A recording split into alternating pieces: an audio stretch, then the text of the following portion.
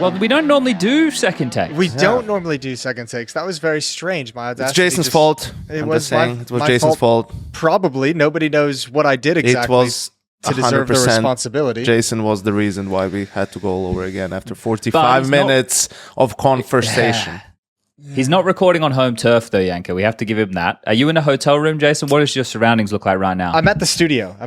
Right now. So I'm in this little private gaming boot camp room they have set up for us that we've been fragging on all week. I've got the kitchen and the living room behind me. TV's playing the games. Yeah, it's great. It's lovely here. Okay, so just to get everybody up to speed, you're working BetBoom Dacha Belgrade from Stockholm, Sweden. Yeah, I'm in the working Black with Molly. the Black Molly. Yep. Okay. Yeah, with the likes of Ulf. Is Nicholas there? Nicholas is here. Ulf is here. We're just having a good time. We play some games, play some card games, some board games, some Counter-Strike, talk about Counter-Strike, have a drink, go home, rinse and repeat. Okay, so to officially get it on record, the Russians didn't like working with you guys, so they sent you off with the Swedes. Is that essentially what happened? I don't know. This is my first BetBoom Dacha. I know one of the seasons they did have the English language broadcast on site. I don't know what occurred or went down there, but yeah, apparently they're more than happy to have us far, far away from them. So, whereas what is it? Paula and Heku are on site. Paula and Heku for the stage host. There's no analyst desk. It's just forecasters. Bare bones. What are operation. you covering today, Jason? I'm covering the second series of games, Chad. So I will be covering, I believe it's Heroic Pain as the third best of three, and Mao's Eternal Fire coming up at the end of the day. Wow, look at that. Nice little advertisement for it. Right now, it's Spirit versus Falcons with some technical delays on Dust 2.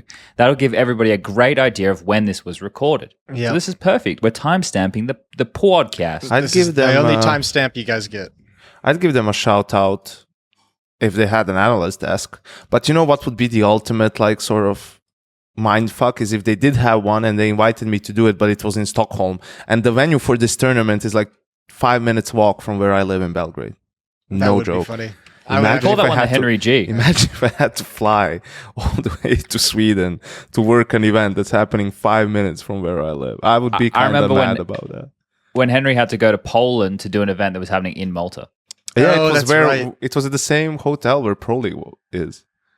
Yes, right? Exactly. And then they came back for Pro League and they could see all the teams, Dinko was saying all the teams were leaving from that event and teams arriving for Pro League, or the tear down or whatever the fuck it was, which was pretty crazy. It is wild when that happens, but and one of the issues obviously with doing remote broadcasting is that if you're not delaying the game, right, and making sure everything's synced up from a casting and viewership perspective, it can be a fucking nightmare, especially if the casters are slightly behind or ahead of the game. It's oh, mate, tough. At least the majors are always on site. We don't have those issues at the biggest tournament of the year. Well, that is going to be an interesting thing with the Shanghai Major, isn't it? It's right? It's going to be really strange. Have we ever had that before? I know League of Legends has had that happen to them. Major? PGL's done that with Dota a bunch of times, for a bunch of Dota majors. Actually, a lot of them that are, not just in Europe or somewhere I know for some that were in Asia, whether it's Singapore or something like that, they would just do it from their studios. That's why I told you they were going to do it from Bucharest. This one makes a little bit of sense, though, since they're not the actual organizer of the event. They're just running the English language broadcasts. I think it probably isn't. I imagine in some level it probably doesn't even fall under PGL's purview to make that decision. It's probably Perfect World saying we don't want to pay for it. Well, they're the English media rights partner, right? Yep. They're the ones putting on the English broadcast for it. Perfect World isn't paying for shit. For them, I mean, they get to sell all the English language sponsorships as well. Everything English related, PGL does.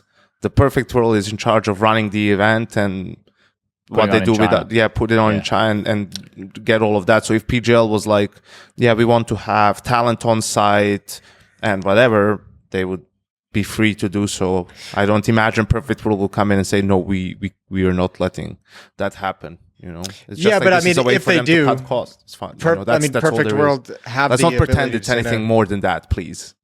I'm not. I'm just saying it's possible that Perfect World just said no. I mean, that is an actual possibility.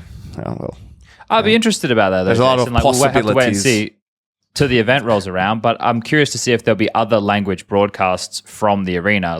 If you take a look during Cologne, for example, Brazil will be there.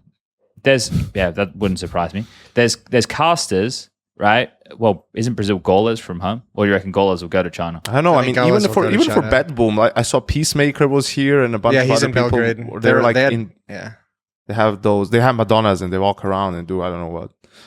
But there was I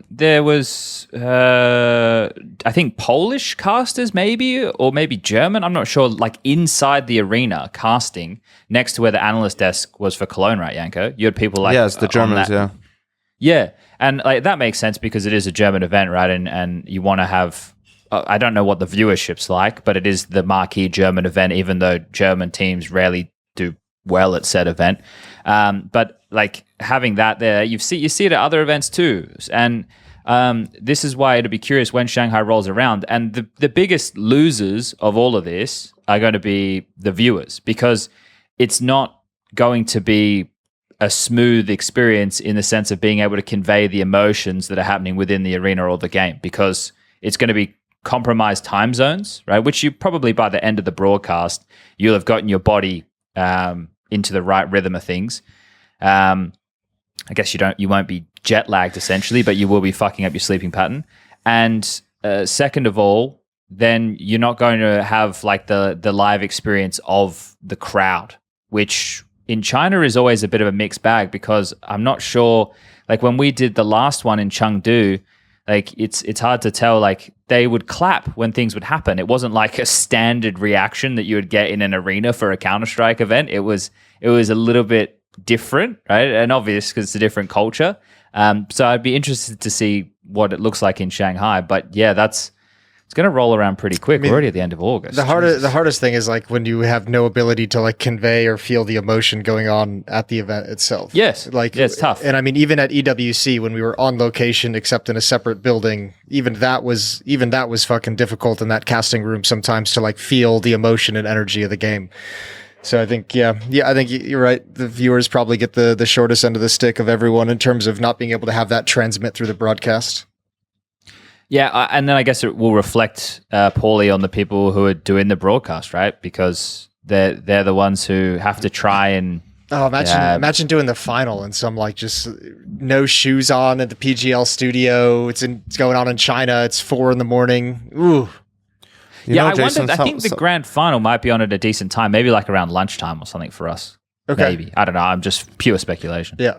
A good suggestion might be, to still dress up and put yourself in that mindset, like put a suit on, Jason. Exactly. You don't need to show up in shorts. Well, I mean, I can show up in shorts. Just like Kerrigan did during COVID. He would put the jersey on before games. He would plug his gear out the night before, so he has to plug it in. So he tries to, mind game himself that he's actually on a different spot, like not just going to the same room. He was actually doing that. He said that's pretty fucking sweet. Yeah, exactly. You need to mind game yourself. Yeah, get yourself some smelling salts, Jason. Get yourself really ramped up, bro. I mean, I'll be fine. It's just going to be weird, And I'm interested to see the experience. I don't think we've ever done a major remote, because you asked that question earlier. I was trying to think. I don't think any of the majors we've ever done have been remote in any way. The worst. I know we did some bigger events. Yeah, like was that a couple of those New York ones or something, right? The New York group stages were offsite, I think. But I even remember Marseille or Montpellier. Like we weren't. It's even tough when you're casting not in the arena, but you're on site. Yeah. And you're you're just sitting in a fucking black curtain, several rooms, or like the arenas in a whole, like we did that with, was it Stockholm as well? Yeah. We were 20 minutes away from the downtown venue. Yeah, we were at like the DreamHack offices, which was in an industrial area, but the hotel we stayed at, the Globe, was right next door to the venue. It's connected to the venue. It's like, so we would go, they are some of they feel those experiences, and I know that we're very fortunate, and I'm not saying we're not here, but I'm talking about it from the perspective of being dialed into the event and feeling like you're a part of it. Those ones, you feel so much more disconnected, but you still got to give it the beans. It's always a bit tougher in those environments. Yeah, and there's the smaller shit too. Like, remember we used to always take those battles in like the early days of CSGO of being like, we'd like to be in the player hotel, not because it's better, although that helps, but because we, having the ability to talk to a player when you see him at the restaurant or the hotel bar or in the elevator or in the gym and just grab a piece of information, like those small things that we can add into a broadcast. Those things were always super valuable. So yeah, we're gonna miss a lot, I think, in this one. Yeah, we had that happen when we were doing the PGL RMRs though as well, because we were in a hotel close to the PGL offices. But the players were all staying in a nicer hotel, like with Bucharest traffic, like 30 minutes away or something like that. So you only really saw them at the venue, and that's not really the time you want to sit and have a conversation with a player while they're trying to focus. And then afterwards, you've either got the losers, who you definitely like. My go with, if I see someone in the hotel or in passing after they've lost, it's just like a nod, right? It's like a nod of acknowledgement. I never get into any conversation. You just give them their space, Yep. And with the winners, well, they're normally fucking out of there. They're gone. They're on cloud nine. They're done and dusted. Or they're doing all the interviews and stuff. But yeah, it is, like I said, going to roll around pretty quick. It is going to be a. I did hear some murmurs that maybe for the playoffs, but like, who knows? I don't have any details on. That would be great, but I don't have any details or any. What if they fly a crew out for the playoffs of the major? I just just like talking with other broadcast members like we do. Someone was like, "Oh yeah, no, but I heard that they're going to fly them out for the playoffs." And I'm like, okay, like I don't know. Like I'm not keeping up with the Kardashians in that sense. So, but I don't know. What then you'll be jet lagged for an 8 hours. Well, you'll be in the same time schedule. It'll be you're already fucking doing that schedule of event. But yeah, I don't. That's something I heard months ago. I don't know if there's any validity behind that at all. Who knows? Who fucking knows? Well, that's what happened for Stockholm, at least. Yeah, that's we true. were there for we were supposed to be there for the whole thing, but then people kind of objected, and they flew us out. Yeah, there was a bit of community murmuring, wasn't there? Oh yeah. Gentlemen, we have some big topics today. There's been some shit going down. I don't know where. Well, okay. No, I do know which one I want to start on, but I just want to express this, and this is not directly related to the first one that I want to start on. It's more just a general epiphany that I've had while I've been thinking about things. The thing that I enjoy most about the Counter-Strike space and what I do within it, they're on the I enjoy them equally. I enjoy it all, but the things I enjoy the most, they're on polar opposite ends of the spectrum, is when I'm getting to commentate the mastery and the beauty of the players playing high-level Counter-Strike. That's one end. Sure. And on the other end of the spectrum, the bigger picture, like the landscape and the ecosystem. That's what I am horny for, right? That gets me going. That gets the brain whirring, because the changes that have happened regarding what Valve have put out for 2025 and the end of partnerships, etc., is the biggest seismic shift we've had since the partnerships took hold, which was 4 years ago now, I guess. I don't have the exact time of when the Louvre agreement and the Blast partnership started, but and those two opposite end of the spectrum things are the things I enjoy the most. So Jason, that is going to require a lot of boring business format chat. And I love business whether you chat. like it, I don't like, or you don't like it. Format chat, but I'm okay. I'll put up with it today. Okay, well that's the topic I want to get to later. But the one that I want to start with is how much money, Janko, are you getting from NiKo's transfer to Falcons?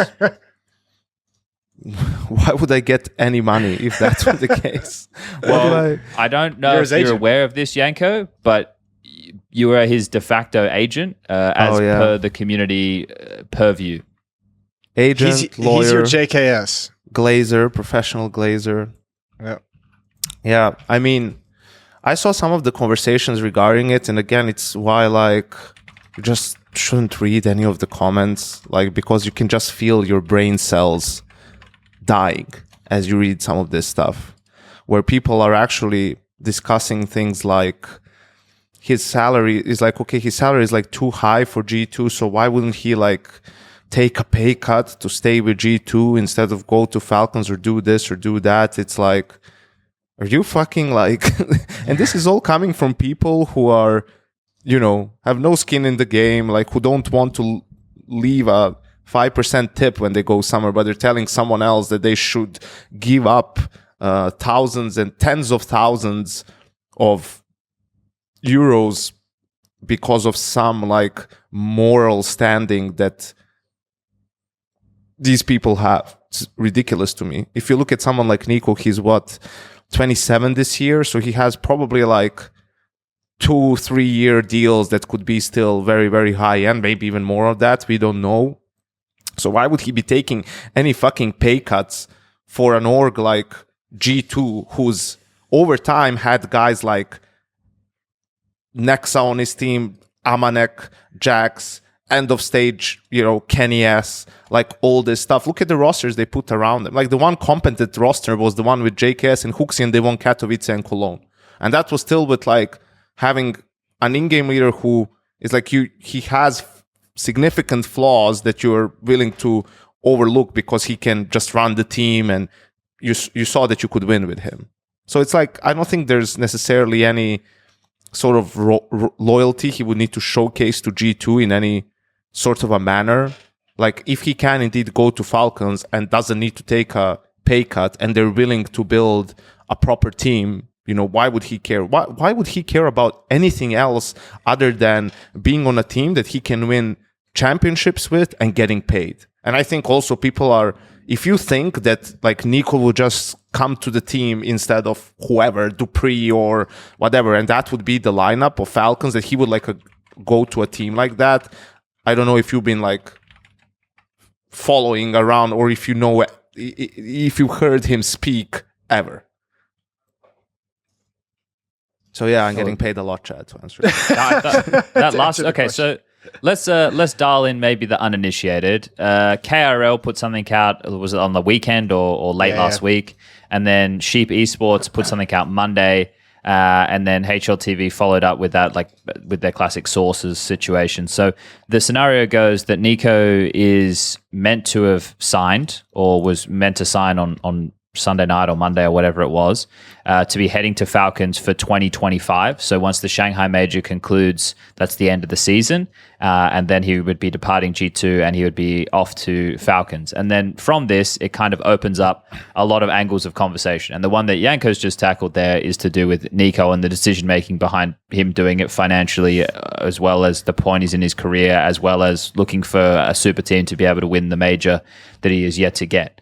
That's obviously one of the, and that's probably the main angle. And my initial thought when I saw all of that was, well, that's obviously not the only change. And the reason that this leak is coming would be coming from the side of Falcons, right? If I'm Falcons, I'm putting that as like Burley in the water. Yeah, I'm gonna let that leak go through, and I want to try and get other players who might have their contracts coming to an end, or who might be interested to see if they want to come join what Falcons want to build, which is a super team. Yeah, I think that's the key point. I mean, that information getting out is like a message to other players that, it's worth opening up the conversations and the dialogue with Falcons. Like, no one's going to be going to this roster and like entertaining the idea of joining this team currently, but you get NiKo in there and all of a sudden, yeah, that's a conversation worth having. I think it's. I see pushback to that sentiment, Jason. Like, and it's the same type of thing that Yanko's talking about with the comments. But I see people going, "Oh yeah, but like look how good they're doing now," or like this guy's back in good form and stuff. I think the thing is, it's fine to, like, I don't think anyone's going to sit here and say that the players on the Falcons roster right now are trash, like by any stretch. So no one's going to sit there and just say they haven't had the best results. The level of expectation on them is through the roof. The community scrutiny based on them being owned by a Saudi Arabian organization is huge. That's another layer of pressure. Exactly, yeah. Right? And that's the way that it's all just getting fucking lumped and directed on them. And like all of those things come into play. And like if we're just talking about the Counter-Strike, they haven't been playing the best Counter-Strike, especially considering the expectation. It feels like it's not even really a young. Well, actually, how old are Sampaius and Madden? Are they like 25, 26 or something like that? Because for some reason, like to me, yeah, they feel a bit older than that. 25 for Sampaius. Okay, 25. So average age of the team is Madden probably 25. Like. Well, Dupree and Snappy definitely bring up the average age of the team. But yeah, the whole thing, if I'm NiKo and I'm getting, what I imagine would be a pretty nice paycheck, and then the idea that this organization is going to be ambitious, the idea of keeping many of the current pieces right now with what they have displayed right now, right? NiKo is making his decision based on what is happening right now. I don't know how long this has been in the works for. Obviously, we know last year, late 2023. We don't know what he or Falcons might know, right? True. Like maybe they have advanced talks with at least one more player or something like that, right? Like maybe there's something like that going on behind the scenes where he knows maybe even at this point, okay, this other guy is going to come as well, or something along those lines, right? I think it's important too in this, all the reports I'm looking at from Sheep, and I mean, they basically say that this deal is signed, like it's done. This is, we're having this conversation as if this is not a rumor, right? That this is done. Well, I don't know. Well, I don't know much about Sheep Esports. I'll start with that. But the ending sentence of this article is sources close to Sheep Esports confirm that the agreement was accepted on Monday. Yeah, well, I mean, just go back a year. And that's what people were saying a year ago as well. True. And then all of a sudden he stayed with G2. So, but for all intents and purposes, we're treating this like it's real. Yeah. Yes. Whether it stays real or not, like we're having the conversation as if it is real. I guess one first question that I would have is, the other thing that always gets linked together, and that would make sense from the outside if this was possible. I don't know if this would be even close to being able to happen, but the other person to join up, you'd say right out of the gate, would be Monacy. Is he able to bring Monacy over to Falcons? The thing is, we don't actually know when his contract is up. So that's a bit of a problem within itself. I thought NiKo's contract was ending at the end of this year. No, I meant Monacy. Monacy, I know. The way it goes is like once you come to the re-signing time, right? That's where you either re-sign the contract, right? Extend the contract, or when you get trade, when someone like buys you out or something, right? It's a way also for the org. That's why the period is like when there's 1.5 year left or 1 year left on the contract is when you have this, or when trades would happen, is because if you wait for longer than that, then you're fucked up and like a player can leave with no buyout, right? As a free agent. That's my point though. I thought that NiKo's contract was done at the end of this year. Well, no, but the thing is, it's like at that point, it's not worth it for the org. Like at that point, the org, even though they might not want to let them go, like that's the time where they do sell him and get some value back for him. Because otherwise, I mean, it doesn't benefit really anyone. You have a player who doesn't want to be on the team that you're making play or whatever. And then at the end, he is going to leave regardless and you won't get anything in return. So it's better for you to cash in, right? If he's expressed a desire to leave or doesn't want to re-sign. Right. I just meant I was under the illusion that his contract ended at the end of this year, which is why when I'm looking at this and it says the transfer is worth between 1 to 1.2 million, I'm like, why would you pay 1 to 1.2 million for 3 months? I mean, so you obviously wouldn't, because he's not. If he moves, he's going after the end of the season. Like, so he's playing like 100%. He's playing the remainder of the year with G2. So no, I get all that. I'm just saying. So you're paying for the year left on the deal, or the so his contract technically ends next. I mean, I guess it doesn't matter next year. Then there's maybe 1 year. I'm not 100% sure, but I think from when he re-signed last time is like it ends either at the end of 2025 or halfway through 2026. I imagine it's like at the end of 2025. Just as a quick aside, I don't want to sidetrack us too much. Have you guys noticed on HLTV there's certain players that have contract information now on their profiles? Yeah, like Device, for example. Device has his contract that ends in December 2026. I would love to see that for like every fucking player. I don't know how you. I didn't know there's that shit. Where's that? Literally, it's only some players. Team contract. Okay, contract. It's only players who want to have it known. I suppose. Yeah. All right. So like Device is the example that I always go to. Current team, contract next to his name. You hover over that. Contract ends December 2026. Certainty, day, month, year, source, link, and it has the link to the contract. But I do imagine that, like, if NiKo is going to go to Falcons and they want to build a super team, that absolutely they would try to get Monacy to go with him as well. I mean, you see the relationship between the two, right? The sort of older brother, younger brother sort of a vibe, right? Like, I think that's an easy, like, guess to make, right? Like that they would do that. Now, how much that would cost, we've heard G2 say before that he's not for sale, which is understandable, but if he doesn't re-sign, if he doesn't his contract exactly. If he doesn't want to extend his contract, then you're again in the same predicament. It's like, okay, maybe you're hoping that things will change, or you will try to incentivize him with other things. Maybe you bring Bit into the team, right? Like his best mate, and you try to sweeten the deal that way and try to keep him, because he could be the foundation of your Counter-Strike team for the next decade, right? Like you don't want to let that go. So yeah, but in the end, it's always tough when the big names, the star players, are just unhappy or they want to go elsewhere. And again, if you're G2, how can you ask, what's the thought process between asking him to take a pay cut? Based off of what? What has he not delivered that he needs to take a pay cut? He was the second best player in the world last year. And right now, are you talking about people's speculation or from G2's perspective, if it is to be true? If it is to be true from G2's perspective, you go to him and say, hey, we need you to take a pay cut for this next contract. Why? If anything, he should be getting more money, even from G2. Why? Because a year from now, 2 years from now, he will turn and be the in-game leader. And again, you keep him. We talked about this 3 months ago when we were discussing this stuff after Dallas. And we were saying if you're G2, you do whatever you can to keep NiKo and m0NESY on your team, because NiKo can, I think, without a doubt, play for 6-7 more years, including his transition to IGL. m0NESY, without a doubt, will be, you imagine that he will be playing on a really high. There's no reason for him to fall off in the next 5-6 years, right? And that's your foundation of the team. That's your two most important players on the lineup. And let's say even Malbs turned out to be great. He can be that star rifler role. And there it is. There's the core of your team for the next 6 years, right? But it feels like they want to move away from that, right? Because you look at the situation from, maybe they don't want to, but maybe they don't really have a choice. But they didn't do a good enough job to prevent potentially him from leaving. Yes, right? Yeah. I don't know, man. That Malbs pickup is looking really nice. This is where I can understand maybe some of the frustration. I'm with you. I don't have any criticism for NiKo when it comes to going to get go get your bag while it's still there. Go get the money while it's still being offered. I have no problem with any of that. On some level, I would imagine there has to be a goal to win a major, right? And if I look at the two rosters as it stands at the moment, G2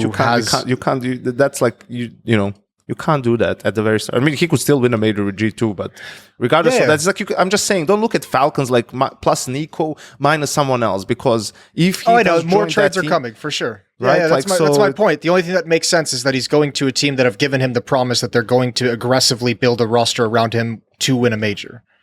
That is definitely a factor. But I don't necessarily know if that promise and going to Falcons is a higher percentage of it coming through to a G2 team that just picked up a young stud in Malbs who's looking really good. m0NESY and NiKo are both already there. I don't know. It's interesting. I don't have any real criticisms for it. I just look at it and I say I actually think at the moment the future for me feels brighter for G2 than it did for Falcons. Although that changes with this transfer. This is why you have to because I don't think it's I don't know about the last bit in terms of brighter. It's definitely brighter than the current Falcons roster, and it's definitely brighter if you consider it to just be NiKo for one of the current players. But this is why I don't consider it that way. Right now, there's a lot of good Counter-Strike teams, right? But none of them have been able to pilfer the best pieces from the teams that aren't winning, because we've had so many different names winning trophies that it's well, what's the point of making any crazy trades, because we don't have a dominant force, and we're going to have to get into the weeds with contracts and all this kind of stuff.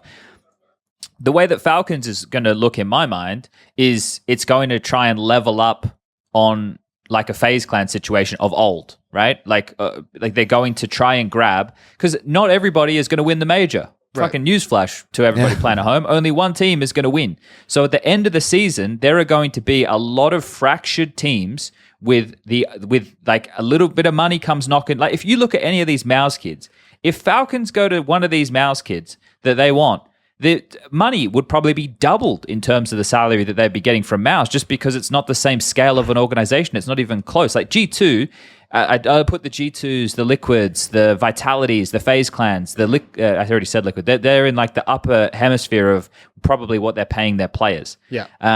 for Mouse, you could easily grab one of those players. If FaZe continue to have a bit of a wishy-washy season, maybe Rops is looking for a new destination. There can be some real conversations about what Falcons could become. And I think having NiKo's commitment leaked in late August gives them lead time into the end of the year to start either having those conversations or having the door open for people to come and chat to them about what could be possible. Because the team that will be a team not built to win in 12 months' time. It'll be a team built to win within the first, for the end of the first season of next year, like Austin, for example. Yeah. Right. It'll come together to ramp up to win that event. That would be the goal in my mind. If you're signing a player like NiKo, that has to be the goal. Yeah, I think so as well. Like it's going to be a win now sort of a team. But I think like I was just going to say with what Jason was saying about Malbs, it kind of now feels that the only thing that doesn't back up what I want to say now is the price tag. But it can't, or maybe it does. Maybe it does justify it. Maybe they knew NiKo was going to leave. Malbs can just take over NiKo's positions within that team. If they lose m0NESY as well, they're fucking cooked. Yeah, they're done if they lose m0NESY. If they don't lose m0NESY as well, then you have Malbs and m0NESY. Look, it's not as strong as NiKo and m0NESY. I'm not trying to say that. But it's not a bad stopgap. Yeah, but it's looking pretty good. No, it's not a terrible place to be. I think actually the weakest place that G2 would be you go back to the snacks pickup and you say all of a sudden, okay, we brought in this in-game leader to try and be like the finishing piece to this team that has a lot of talent and ability, but now he has to turn into an in-game leader that has to kind of help reinvent this roster. And I think that's they'll where get a new in-game leader. I think that's where Snacks as a long-term pickup really his weaknesses are laid bare. I don't think that's going to be in his wheelhouse whatsoever. Yeah. I think that's when it becomes tricky. But I think with Mob, but you wonder what will happen to, we've heard that Vitality was inquiring about Hunter before, right? What happens to him? Does he go somewhere? Is this like, does G2 almost blow up as a roster? And you can't really afford to do that completely, or at least you need to replace it with high value names because of the points and your ranking coming into next year, right? Because everything is going to be based off of these invites and Val rankings, so you can't really afford to give up. If you accrued a lot of points with these players and you let them leave and you get guys who have less points, all of a sudden maybe you're outside the top 8 and you don't get direct invites to events, you have to play these close qualifiers. There's a lot of shit that you need to worry about, and I think that also will be included into the price tag for some of these players, which, ultimately for Falcons, I don't know how it matters. I mean, no one has there's not an organization out there whose goal isn't to earn money, right? Just the different strategies that they can implement to do that. I mean, they got fucking 7 mil off of this I know. esports World Cup thing. Crazy. That's so wild, right? So that gives you a lot of budget for some of the transfers. So yeah, I mean, I think also people talked about or asked me if the rumor is true, who else could they get? What do you think the roster who could stay on Falcons? I'm like, that actually depends on what happens to some of these other teams in terms of who's realistic to get. Because, for example, I was thinking about the Mouse guys. They wouldn't leave. If they're doing well, I don't think they would agree to leave for double or 3 times the money. Holy shit. Because they really like playing with each other. They have a really unique sort of, right? If they're doing well, if Mouse wins Rio or they win Pro League again or something like that, if they make top 4 at the major, right? And if they're still showing promise, if they don't hit a slump, I don't think any of those players leave to play for another team. They enjoy playing with each other. FaZe, on the other hand, could be more interesting because I was thinking does Snappy stay as the in-game leader? He's 34 now, or you get Kerrigan +1, right? Imagine that. Imagine a team where you have fucking NiKo and m0NESY come from G2, Magisk stays, and you get Kerrigan and 1 more rifler from probably Rops FaZe. Well, yeah, but you'd probably take Rops, right? It would have to be Rops. Imagine that fucking team. That's pretty sick. And Kerrigan has played with NiKo before. Sure, it's been a long time ago now, and NiKo is a different guy and a different player. But you have that familiarity there. You have Magisk is familiar, obviously, with Zonic, and him and Kerrigan are Danish, so you have a lot of connections there, right? And also, it's a bunch of fucking studs, bro. Like, you know, that's one of those teams that just talking about it, like, makes you fucking hard. Right, Jason? Yeah, it gets you feel it in your plums. Yeah, a little bit moist down there, right? Yeah, feel that fucking rumble. So, you know, but obviously if you know, let's say FaZe is doing, you know, it depends on a lot of these factors. What would happen? What would players / teams want to do, right? Like, so maybe it's not that. Maybe it has to be, I don't know who, right? Maybe it's someone from Vitality. Maybe not. That's why you can't really know yet. But FaZe would probably be a good pick. Mouse less likely. Yeah, I think like I was gonna say that about Mouse. I figured I'd be labeled a little bit naive, which I definitely am. But I think there's like that factor with Mouse of like the young, unproven team. I think there's, as you said, there's a lot of resistance to some of those bigger contracts when you're like a new player still trying to like establish and win that big trophy. You're willing to stick it out a lot more. But I actually think going into the Shanghai Major, on some level, I really kind of hope FaZe bomb out, just because the open season on that roster would be so exciting. If that lineup was going to blow up, like if one player was going to leave, just watching all the fucking buzzards come in to pick at the carcass and like take players here. It would be like that couch meme where FaZe is sitting on the couch. Yeah, and all these other orgs just eyeing down at them, waiting for their turn. Yeah, I think it'd be such an exciting period to see that. So that would be the story of Kerrigan and NiKo reuniting to chase down the lost major trophy as well. Oh, it'd be so fucking beautiful. It would be sick. I'll tell you a name though that is probably out of contention and would break your hearts. But imagine if you get Twist as the IGL. At Falcons? Yeah.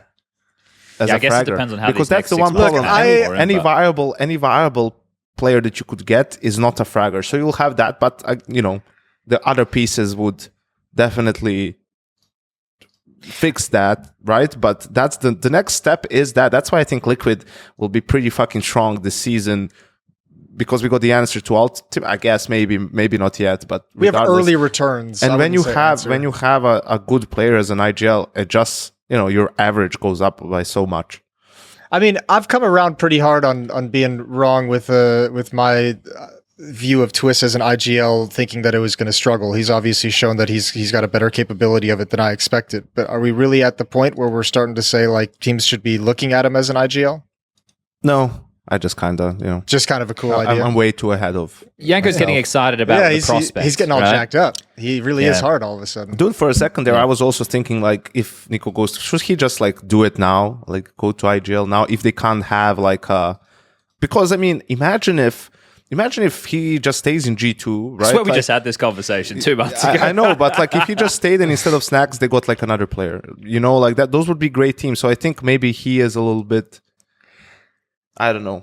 I don't think, but I can understand. It's a fucking pain in the ass job, man. Like, you know, you don't really want to do it. I mean, earlier than you need to. The interview he gave after Dallas was kind of like, it seemed like he really had like a period of like introspection and like soul searching of whether that was something he wanted to do, and like he really ended on the decision that I've got 3 years left in me as a badass star player. Like I don't need to do this now. I think it would. I can't imagine he would like that opinion would change. I think to change that opinion out of frustration of the current situation would be like a short-term decision that he would probably regret.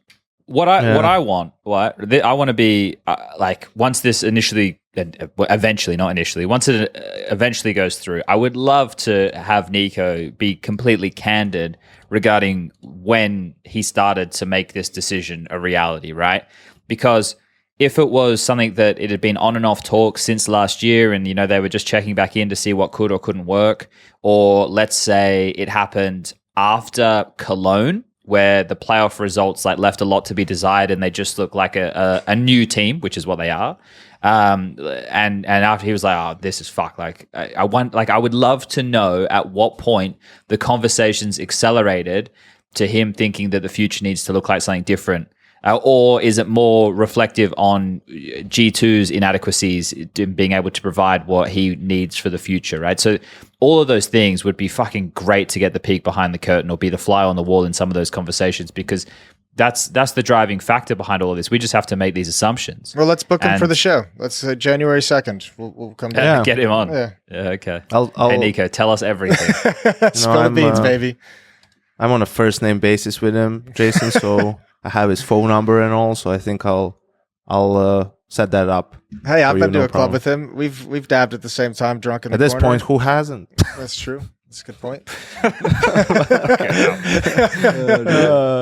But what did I want to say? Yeah, there was also a question about how do we think, like, if it's true or whatever, how do we think this could impact G2's performance now, like this season? Yeah.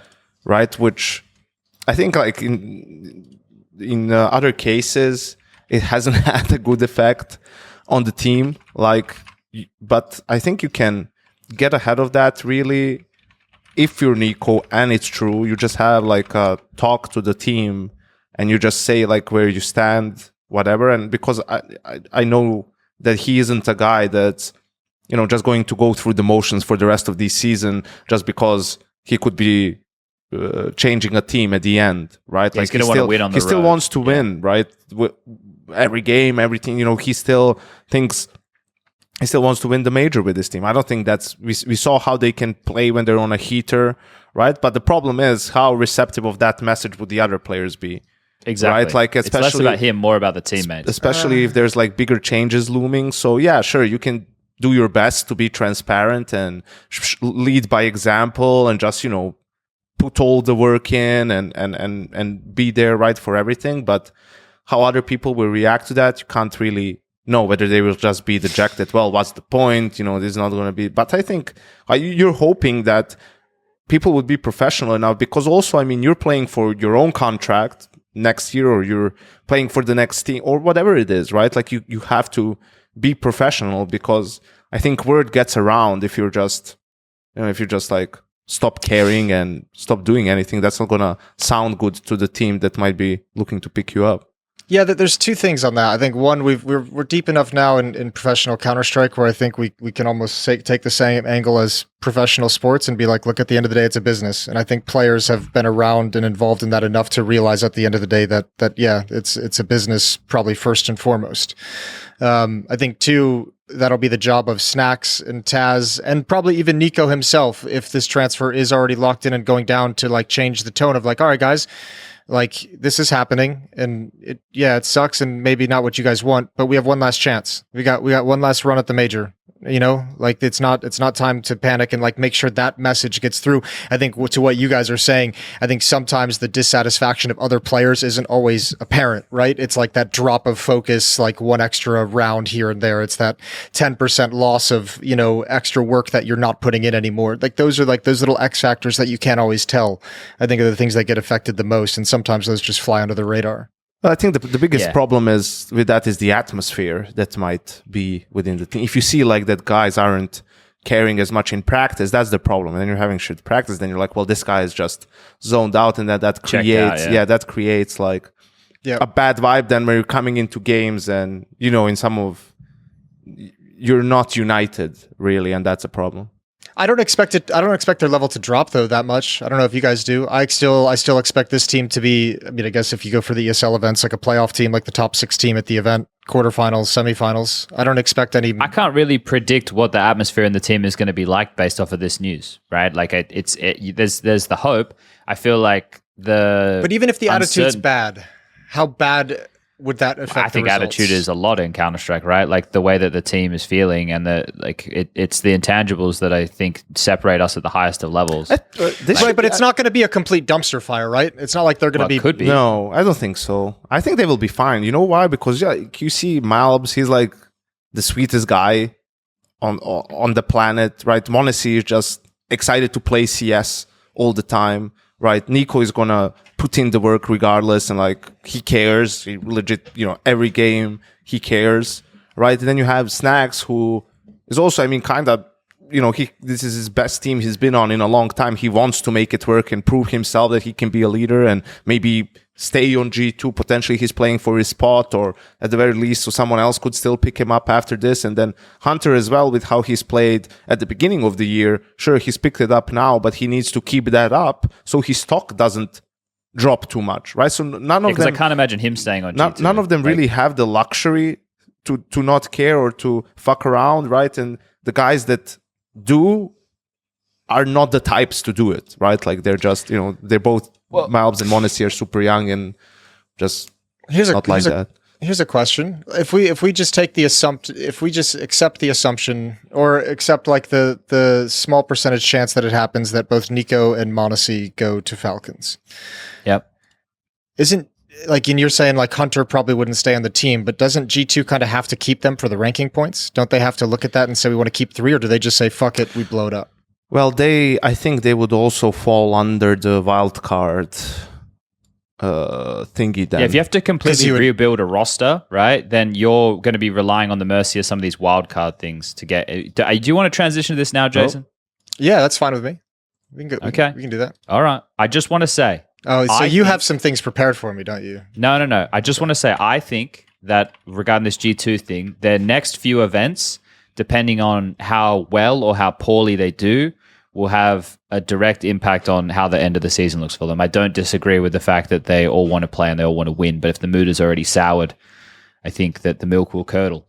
I don't know if that even makes any sense. That's I know, I'm with you. This is why I was asking so much about the report, because it's like the report saying it's signed, it's done. So at some level, it doesn't actually matter what happens at the end of the year. No, I understand that, but that's not my point. My point is, if the mood is everybody already knows this is going, I think everybody can nut up and focus and do what they need to do. But let's say they have some really bad losses. And I think that will add the pressure, and that might break the dam, right? Okay, because I see what you mean. The negative thoughts, they always exist. We're all battling them all the time. Yeah. Okay, you want to get into this? I want to get into it.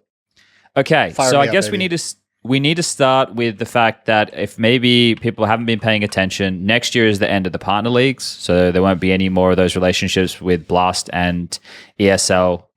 There'll be incentive programs that Blast have already put out there, their frequent flyer thing, but other than that, we're going back to open circuit, or at least somewhat we have been led to believe is an open circuit, because this is where it gets interesting. So PGL put out their circuit for 2025 and 2026. It includes a bunch of events next year. I guess they've partnered with Fire League because they're doing some stuff in Buenos Aires in Argentina. That's their first event of the year. Then something from the studio in Bucharest, then Astana, which is Kazakhstan, something from Belgrade later in the year, and then working with Perfect World again, which they are for the major, which we touched on earlier, for an event later in the year of 2025. And the following year, they're going to a bunch of those places again. Just no China at the end of the year. Another South American event with one in Brazil and one in Spain to kind of close out the year. And then it comes with a bunch of other things in their announcement, right? So there's some good things in here. Let's go through this before we talk more about, I guess, the overall circuit. Did you guys read this? PGL? The tournament rules and everything? Yeah, Sylvia's put out some tweets as well as a bit of a TLDR if people want to check it out. But essentially, well, I guess we can go through them. Why the fuck not? Yeah. All matches are played best of 3 with the best of 5 final. There's going to be Swiss group stages, so it's essentially like the last 2 portions of a major, right? 16 teams into 8-team playoffs, but with the best of 5 final. Each event has 8 days of play except for Bucharest. All our events will have their final 3 days with the best 8 teams played in the venue. So that's something that I am keen for, 8-team playoffs, but we'll have to see what that looks like as far as a crowd perspective, and I wouldn't imagine it to be great on a Friday, but you're already having the venue for the whole day, so I still think it's a worthwhile thing. Each event will have a prize pool of 1.25 USD, the same as majors. Additionally, there will be a $450,000 USD hospitality package. We can talk more in detail about that. The 2025 venue, and then he goes on to talk about the spectator stuff, and finishes with more surprises in the near future. Those are all the standout positive things, I think. There's a few things which I don't know how you guys feel about this, and this is where it kind of bleeds into the greater circuit. All of the teams, besides some regional spots for the South American events, will be determined by the rankings. And that's the same as essentially as what Blast are doing. Very few qualifier spots. Yeah. And it's not Blast's fault. It's not PGL's fault. They're and I'm assuming ESL will probably follow suit. They're just following the rules that Valve have outlined. They are that's all they're doing here, which goes completely against what I thought was going to happen. Yeah. So at the moment, gentlemen, I'm a little bit worried. I'm very pessimistic about it as well. Just watching these things play out earlier before the scene is even before things have even really begun. I think this feels way more closed off than I expected in any way. And I think some of those benefits of the open system that we wanted and thought were going to come, I think a lot of those are getting really muted. And I think, I mean, it's interesting talking to people around the industry. I don't know anyone who's not really concerned about how all this is shaping up and looking from the outside leading into 2025. Everyone I've talked to is like, oh, this is going to be a train wreck. This is going to be a fucking mess. I imagine that TOs are still having conversations with Valve. Like, for example, the stuff that Blast released, I have a hard time understanding how what they, especially for their 8-team only event, with what they put out regarding that, it doesn't work within the confines of what Valve have said. You know, for the events, it doesn't work. At least that's the way I perceive it. I imagine ESL hasn't put their stuff out yet. I think that people have been saying that they need to release it by September 1st or something like that. But apparently that's a misconception. The September 1st deadline is related to dates and operator as per Valve's operation requirements. So not in terms of how the events are going to function or the necessary formats or the qualification process or anything like that. So by September 1, it just needs to be the dates and the operator, right? Maybe location plays into that as well. Yeah. But I am hearing things which makes me more concerned because ESL with the challenger events, I thought that would potentially... I don't know if this is happening or locked in because I haven't heard this from anybody from ESL directly. These are things I've been having conversations with other people, is that they might remove... stop doing challenger events because there's no point, right? Like that it's not going to be, there's no financial reward for them. I thought they would still exist, which would service the tier 2 market, which would help us be able to get ranking points for people. Also, if PGL and Blast are not doing any, like they're gaming the system, right? Like all of their teams are going to be invited besides for the events in South America, 1 in 2025 and 2 in 2026, the invited teams will include global VRS ranked from 1 to 14 and the top 1 to 2 teams from South America. Well, even there, it's still all going to be invited teams, right? So there's no qualifiers. So I think the way that it gets framed is the group stage is considered the closed qualifier, and then the playoff bracket is considered the main event. And Blast are doing a similar thing. And that's like, so everything there is just so around the ranking. Then how do we get new people to penetrate if ESL stop running ESL Challenger events, which doesn't service tier 2, there's no one servicing tier 2 anymore. Like, I don't know, man. There's so many things that I don't understand and I'm trying to get my head wrapped around it. And it just, the initial thoughts is not good. These are some of the concerns we brought up when this stuff was first announced. I remember we were somewhere in a hotel room and just saying like, okay, if we started a team right now, how long does it take? And I think it's actually showing in the way we're looking at this get organized is that it's going to be really fucking difficult. If you take the example that we had from the last episode, Chad, of the M80 event, and you say, you know what, it's just not an event for them. That's an event for the tier 2 or tier 3 teams in the region. And in my mind, it's like, okay, so if you have that event, and here's where it feels like it's not worth the event being ran, is there's not good enough teams have no incentive to go there. So the lower teams can't make up enough points to rise through that ranking because they're never playing the good teams. And you just have this loop where the teams in tier 2 are constantly fighting for scraps, but the tier 1 teams that are constantly getting invited are going to be gaining so many points that it's going to be impossible to catch up to them and break in. Like And the counter argument to that is, there's overlap of events and they won't be able to attend all of them, or if they attend all of them, then they'll burn out. Like there are like counter arguments to what you're saying, but at the same time, like I think for the top 25 teams or something like that, you're going to feel pretty protected. Obviously, everybody's not going to want to go to every event. Some of them because of location, some of them because of how packed the calendar might be. But how far does that trickle down? And if there's no qualification for any of these tier 1 events and for ESL, they stop running what I would have considered them doing as the backbone of tier 2 because it makes no financial sense for them to do that anymore, then how is anybody meant to generate any points of any value? Like that I'm doom and gloom because I can't fucking predict the future, but like it's just difficult to see without all the cards laid out in front of us right now how things will function. Maybe it will be better than I'm expecting. I hope it will be better than what I'm expecting. But it just feels I don't see where the answers are, and I think that's because of my own ineptness. I'm not glued in enough with the tier 3, tier 4 scene. I had to look into how teams get into CCT events. I didn't know. Like I don't watch that. They have qualifiers, right? They have their own. No, they don't. They don't. It's just fucking invites. Oh, okay. Well, that's fucked, bro. That's the whole level where you need to get like entry level teams in. For which events?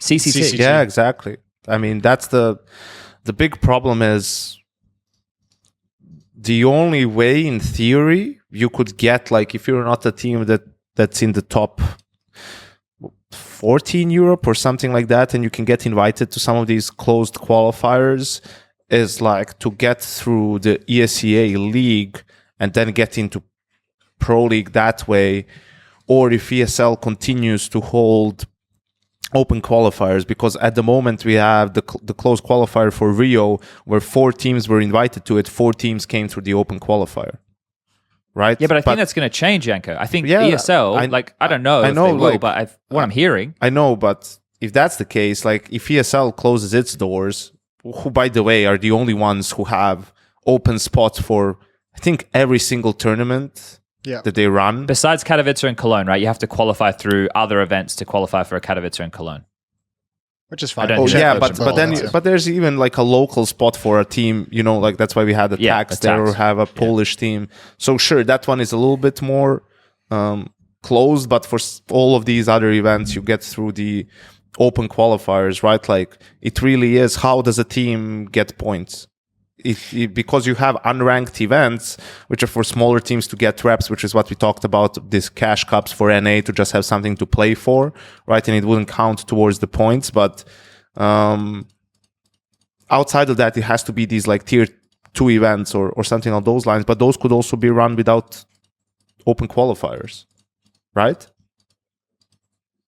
I think it also depends on the way you set up the tier 2 event, of whether you want it to be an unranked or ranked event, and how much you want it to count for. Well, it has to be a ranked event for it to even be relevant in this conversation, right? So tier 2 events, licensee can choose direct invites, open qualifiers, or a combination of both.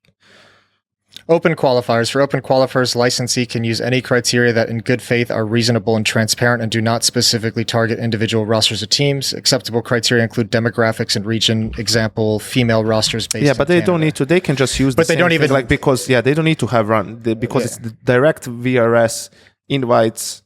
Valve ranking system. Yeah, that's what basically means, like, you know, the thing that we talked about. If you have a 16-team tournament, you can only invite 8 teams to that event, and other 8 have to come through. But the problem is when they say this is where Valve kind of fucked it up, right? Like that, because the only difference between how it is now and how it used to be is, like, for example, for all these ESL tournaments, is they would still run the qualifiers and would have closed ones, but half of the teams, let's say, or never mind, a third of the team, a percentage of the team in the closed qualifier has to come from an open qualifier. Yes. And that's what gives the opportunity for anyone to that's why China had 8,000 teams in the open qualifier, right? Like, that's what gives everyone the opportunity. Anyone can sign up for the open qualifier and fucking face it, in case of ESL, right? And you play in the bracket, and if you beat all the teams that are in front of you, you're in the closed qualifier. You beat all of those teams, you get to the event. Now, you don't have the open part of it. Like, so for example, for Rio, all these teams, we gave this example when we talked in that episode as well. For something like Rio, like, it's, what did we say? 11 teams out of the 16 are invited directly. So what will happen now? You will invite 8, and you will hold a closed qualifier for 16 teams, right? Which will also maybe be online. I don't know. That's a whole different conversation. No, this is how they game in the system, Yanko. This is what I'm talking about, right? This is them following the letter of the law.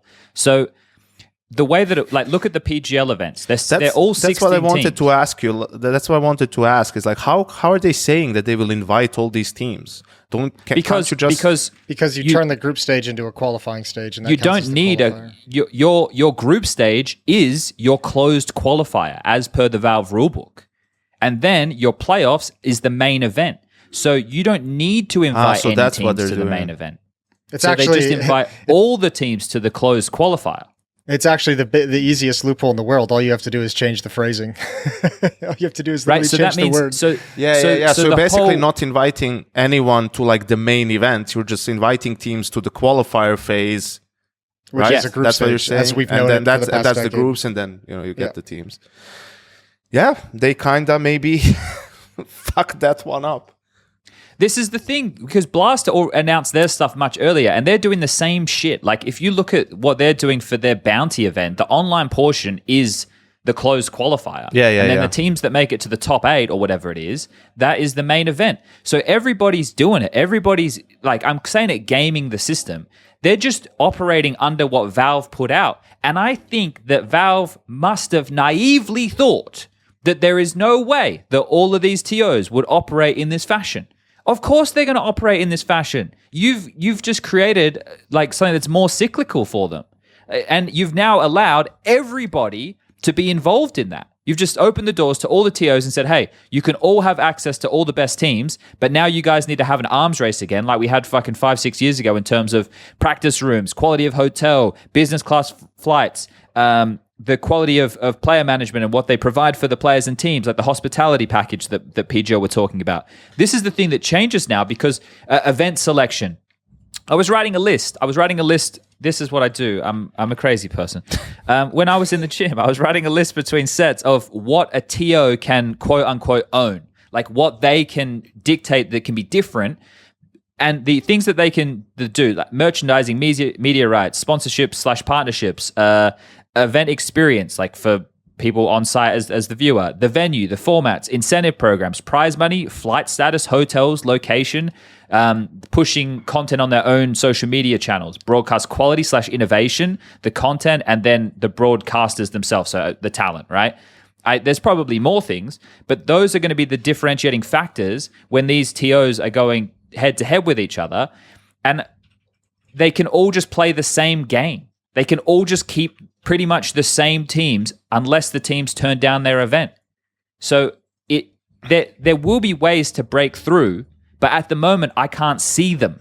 Like, I don't have a big enough understanding of them. And the ones that I did have an understanding of, the ESL Challenger stuff, the Yonsha pings, it's all gone. The rumors that I'm hearing is it's not financially beneficial for ESL to run those. And realistically, if I put myself in ESL's shoes and look around the fucking tennis court and see everybody else doing it, why the fuck would I be doing it if no one else is? Yeah. So it's like, fuck, man. I don't know. Like, I'm getting worked up about it, but I don't have the full picture. Like, you're it right. just seems bad. Challengers, again, 4 teams invited, 4 teams come through all the different qualifiers. Those closed qualifiers are half invited teams, half open qualifiers. So that's all a way to funnel things. I mean, how would we ever get fucking Rooster at Pro League? They won't be invited, like, will they? especially for that sort of a region, now that you have a couple of more teams sort of showing up, maybe you're doing something to the scene. That scene is going to be dead, like, next year, most likely. Outside of when that effect, when it do the same, like over time, when it atrophy other scenes, like it'll go probably Oceania is the smallest, then it would start to atrophy in Asia, then it would start to atrophy in North America, and South America is really strong. But if it's all just Europe focused, like, oh hey, I don't know, maybe it's nice to see you guys coming around. Dude, my region never was alive, Jason. I know.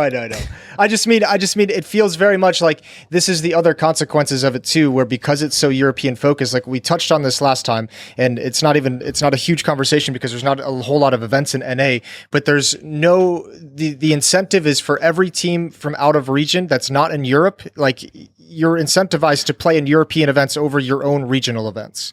There's no reason for you to stay in South America and play those tournaments if you have the ability to go to Europe. Same with North America, same with Australia. Those events don't fucking matter because you can't get any good teams there.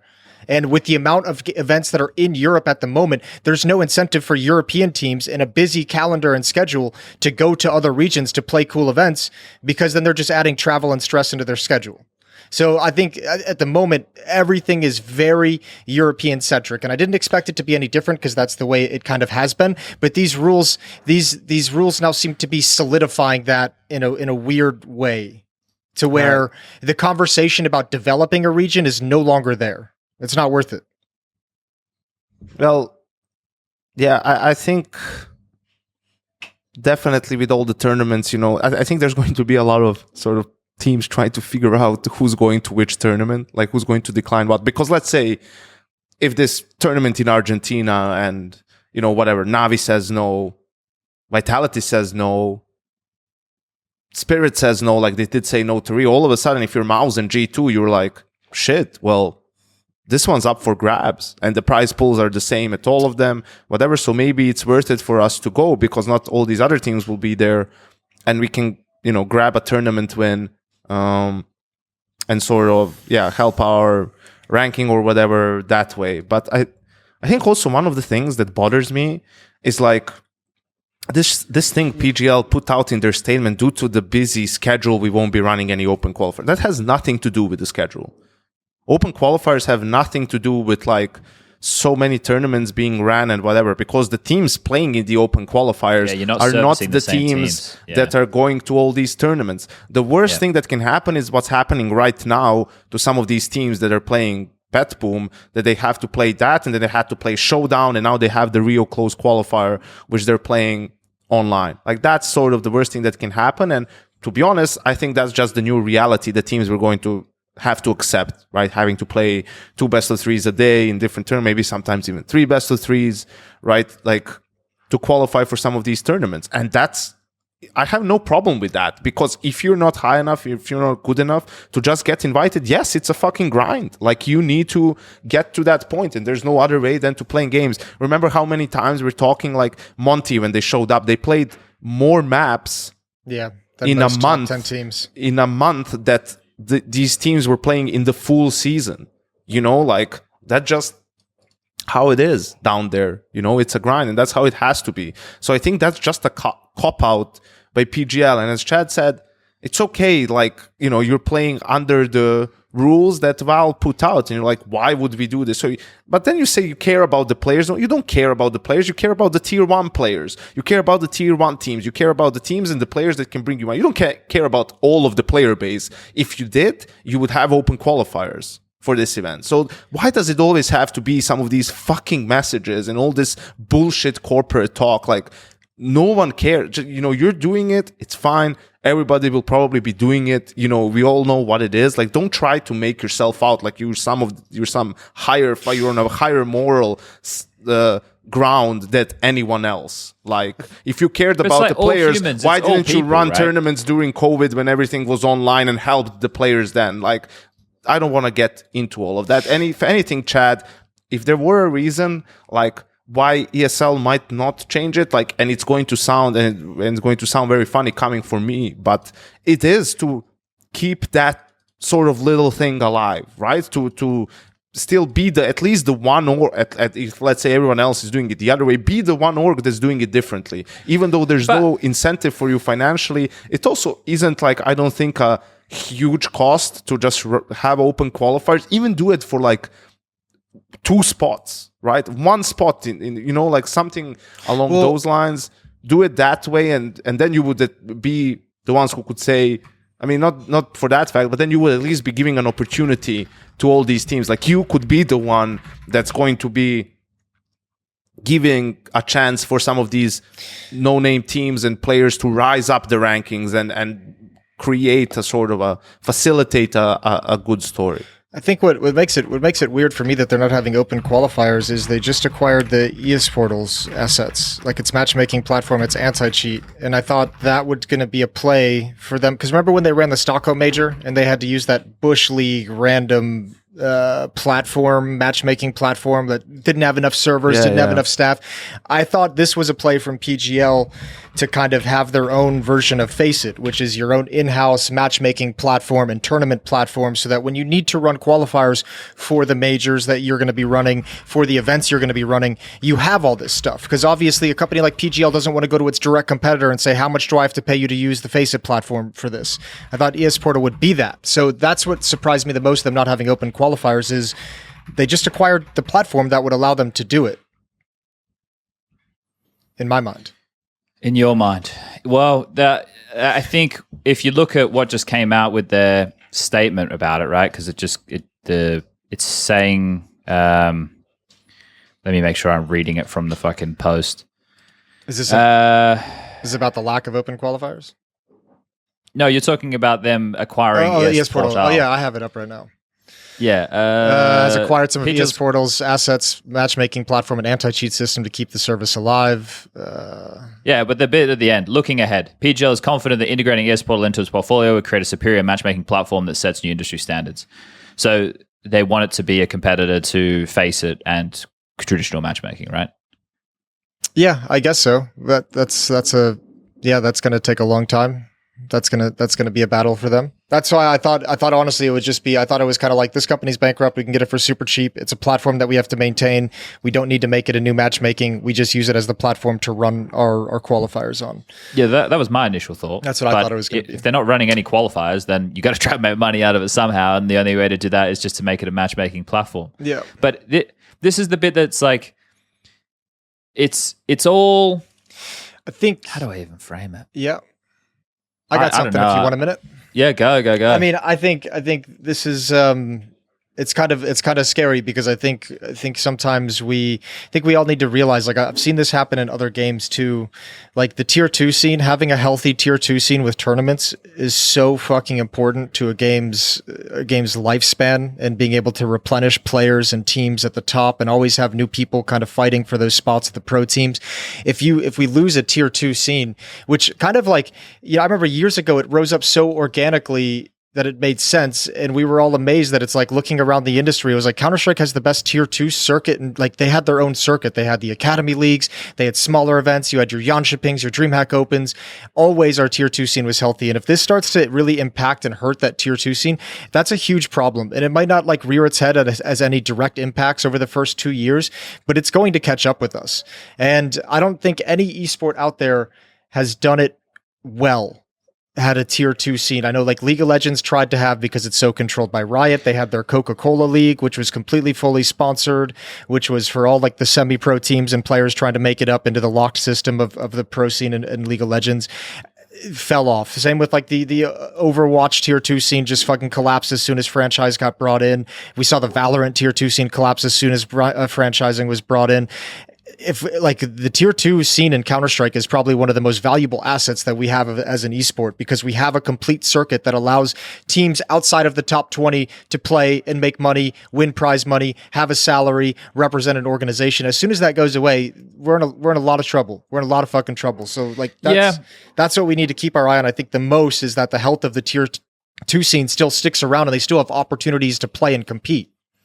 It takes me down a lot of paths, though, when we're talking about like that, for example, because you talk about the Academy stuff.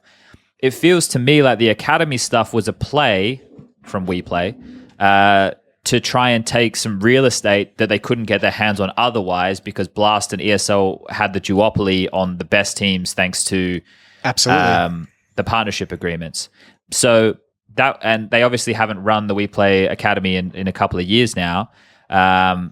But then I think another problem that you come into with Academy as well as the women's teams is they won't be able to play in the same, like as far as the major's concerned, right? Like, because you're going to come into these conflict of interest type scenarios where, this all goes multiple teams. So let's say there was a strong Academy team.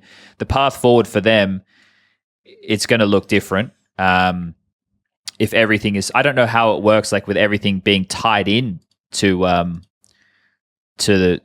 essentially the ranking, which qualifies you for the major, right? Like, I guess you're still going to be allowed to have multiple teams under the banner of the org, but only the best ranked one.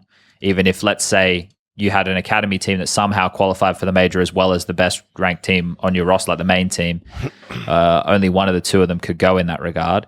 That's a little bit of a tangent that doesn't really play into the tier 2 conversation like you were happening. But a lot of the grassroots stuff, Jason, I think, again, like ESEA, Face It, I guess now all under the EFG banner, it's something that we haven't covered in 5 years? Like we used to go and do all the DreamHack Opens, which became ESL challenges. We're out of touch with the organization of that scene and what the valuable events are for that scene. Yeah, but I also think like not only is that the case, like that we're out of touch because like, that's bang on. Like we're definitely not plugged into that because the tier 1 circuit became such an expansive thing. Yeah. But it's also like we haven't shone the light on the things that like ESL have been putting on, because let's face it, like we don't sit here and talk crazy highly of things that ESL are doing all the time, because the way that we get framed is like ESL shills because we work their events, right? So this is one of the interesting positions working in the space, but also caring about the greater space puts you in. Like people think that like a few of us, I think I read comments on the forums and shit. Oh, Harry and Hugo, they're like full-time ESO guys. They can't work for other. Like these are ignorant sentiments that people have either had imparted on them by the way that people talk about us, or just their assumption based off of what they see, right? And it just puts us in a position where shining up these things results in, I guess, peers framing us negatively. So that'll be a fun little change in 2025. Yeah, I think most of that stems from, I mean, it's I guess it's kind of hard, but since we have a relationship with TOs, when we have those negative things to say, we say it right to their face. Like when we have some criticisms, like that's where we take it, because it's obviously going to piss some people off, depending on how you handle the situation. So no one publicly sees us bring up those concerns. You know, they don't see us bring up the criticisms or tell ESL they're doing something wrong or doing something bad or this is silly or this is dumb. They just see the other stuff publicly. I don't know. Yeah, like it's a weird. We've killed show matches. Like we've killed show matches. You guys can pointless show matches, I should say. Pointless show matches. They're dead now. Dead now, of course. Dead now, of course. I don't know. This is one of these conversations where like if we went through like all the details of everything that was going on and tried to lay it out, this is why I would love to have all of the ESL stuff, but I'll be honest, I don't think that they're done. I don't think that they've like completed what their dates. I think their dates are there, but in terms of what they're actually going to do as far as their events are concerned, how they're going to run, what formats they're going to do, I don't think they've come to a conclusion yet. I was laughing this morning when I saw your tweet, Chad. Which one? Where was it? It was about the new like bargaining chips for TOs. Was it this morning or was it another day? Like, yeah. I replied to Bubsky. Yeah, the reply, and I was just laughing because like it was like right after I'd read the PGL thing, and I saw like they're doing a combination for 8 people per team. Because I remembered like some of the battles in the past that TOs have had. Because remember that was like in the early days of CS:GO, that was such a huge bargaining chip for ESL. Hard to get 6 because they were the only TO who was like, we're gonna pay for the hotel, we're gonna fly your team out here, pay for the flights, the hotels, we're gonna pay for 6 people to be here, 5 players, a coach, and then it got up to a 7th for a manager, and then it got and now we're at 8, and these were all like little things that it's like every TO is going to be finding those extra little angles to try and get people there, but like that also turned into like a backfire. Like I remember TOs eventually getting to the point where they're like, fuck, like we've actually organized this whole scene to that we're paying for all the travel, all the stay, all the hotels, all the food, and we can't change it now. Like we can't go back. Yeah, and we're doubling down on it now. Yeah, and now we're increasing it even more. That's where with the partner leagues you could have some pull, but now, and that's the thing, competition is always great for the consumer, right? Like because that's what you get. Like now these different TOs will have to compete who will put out the best product in all the things that Chad mentioned beforehand, which should push each other to, innovate, for everyone to have, full A and B stream setups, or to have the best talent, to have this, to have that, which again is better for the people watching at home, probably going to be better for the players as well, in terms of some of those amenities and whatnot. But yeah, that's why in that sense, it's a really good thing. It's just some of the framework within that competition might be a little bit fucked, but we'll have to see how it pans out. Doesn't it become a race to the bottom though? Well, not necessarily, because they're not undercutting each other, right? Like they're actually raising the standards, and it's going to be about who puts out the best product that, will get the most watched tournaments. I honestly don't think that's going to matter. Go. What's not going to matter? The best product. Yeah. I think it will for... The product envelops which teams do you have there. I'm not saying like the best show or the best analyst desk. I'm saying like which overall, which teams do you have there? What's your production value? How does everything look? If it's a stage, if it's an arena, how big, is it full of people? What's the hype levels? All of that stuff. That'll certainly be a factor. I think I should amend that. I think it'll matter for some of the bigger events, obviously, like your Colognes, your Katowices, your majors, probably your Blast finals, bigger PGL events. But I think like I might be in a little bit of a dark place because I've been watching this happen this whole week while I'm at BetBoom, but like watching these same 4 or 5 teams that we have here playing in the Rio qualifiers, playing in the Blast Showdown as well. I'm just like, it actually, like, as a viewer, why would you give a fuck what event you're watching? Like, you're going to tune in, you're going to look at the schedule on HLTV and you're going to say, oh, this is my favorite team, I'm going to watch them, I don't give a fuck about the event. Or you're going to say, oh, this is the best matchup, I don't give a fuck what event it is, but this is, number 3 team and number 5 team. So I think on some level, like, I think it's gonna be really hard for events to differentiate themselves because, I mean, again, this is a weird situation where 3 events are kind of intersecting and 2 of them are played online.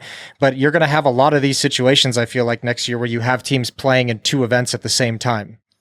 Yeah, but I think also that's where probably not all teams will attend all events. So they'll only at a few events a year will you have all the best teams in attendance, and that's why those events will matter a little bit more. I also don't think tier 2 events will disappear because it's going to be... Who's going to run them though? BetBoom and CCT, all these like orgs that have like gambling money that they need to like spend around, right? Because they have a different model than ESL or Blast or PGL, right? For them, it's almost a marketing vehicle to some extent for their gambling, betting platforms, whatever it is, So they will make a tournament, like the same way they do now. I don't think you'll be able to get, Spirit maybe, but I don't think Mouse is going to play in a BetBoom tournament. Well, actually, but it's going to depend on a lot of factors. Maybe it's a 4-day tournament that's in Belgrade, which is in Europe, and they put, I don't know how much. I mean, obviously there's a cap on the money, but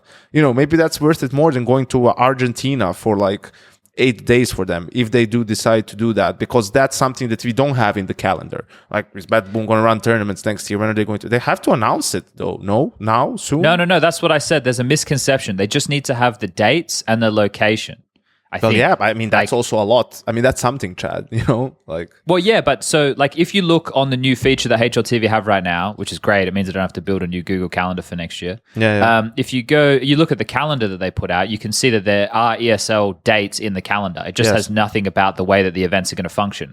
And I think, I understand what you're saying, like, oh, the dates is important and the location, sure, especially if we're talking about picking events over ones that are far away. But look at IEM Rio, for example, right? Like, I'm going to go to that event right now. Without looking, gentlemen, what is the prize pool, like the overall prize pool for IEM Rio? 250K. Exactly, 100K for first prize. BetBoom, which had a play-in, right, which was an 8-team play-in. So BetBoom are essentially already, with that format, doing a closed qualifier into a main event, right? The main event is what's on right now with Spirit versus Falcons, and then the next game that's coming up, which I think is VP versus Furia. That's essentially that format happening right now. Their first prize is 250K. So that's one thing that ESL have to do next year, is all of the events across their circuit, they have to up the prize money. And if you cut the ESL Challenger events and you take the prize money from those events, you probably almost cover that with those events anyway. Because how many Challenger events were there in a year? It's like 5 to 6 or whatever.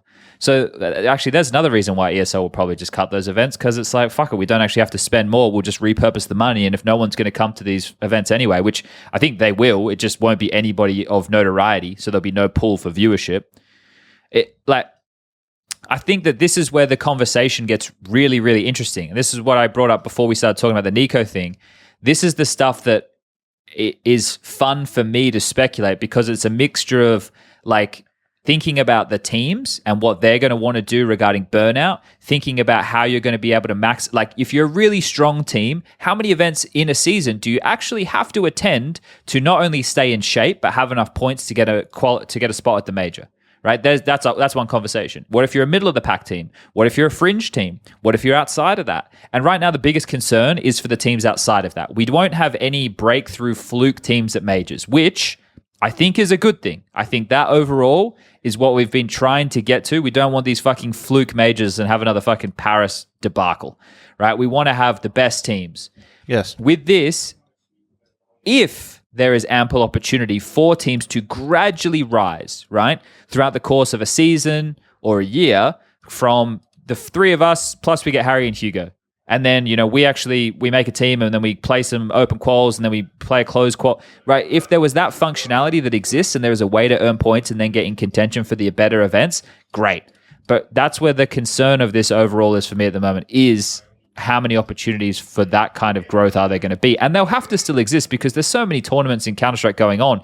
But the CCTs of the world and stuff can't just be fucking invite only, or can they? I think CCT had qualifiers. I think BetBoom even had like regional qualifiers as well. BetBoom did. CCT doesn't. I'm pretty sure. CCT but Season CCT 2 Europe Series 10 closed qualifier. But they also have like tournaments in all regions. CCT does, yeah, that's true. Oh, okay. There's a CCT Australia, right? Like Oceania. So that's, I don't know. It's a lot of speculation, and it's going to be interesting to see how it plays out. I don't know anyone who's like super positive on how things feel like they're going to play out right now. You know what we should do? You know who'd be a great fucking person to have on and just do a deep dive episode on this would be Messioso. Yeah, I was going to get him on HLTV, so save him. We'll grab him and save him. We'll grab him in Malta. You mean the product that pays me versus the one where we won't take on sponsors? We'll take on sponsors. Come on, Jason. We'll take on sponsors. We just won't take bad ones. We just won't take bad ones. Because we care what the people at home think about us. We really should stop caring. I think that's mostly I don't care. I don't. Wait. I don't care what people at home think about me. I don't want to do it because that's actually something that I believe in. Compared to some other shit that I don't care about, which is why I make the decisions that I make. I'm not letting some fucking rat at home that's on Twitter all the time or on social media and like tweeting at every single thing and talking shit influence my decisions. I'm not fucking, Chad Burchell.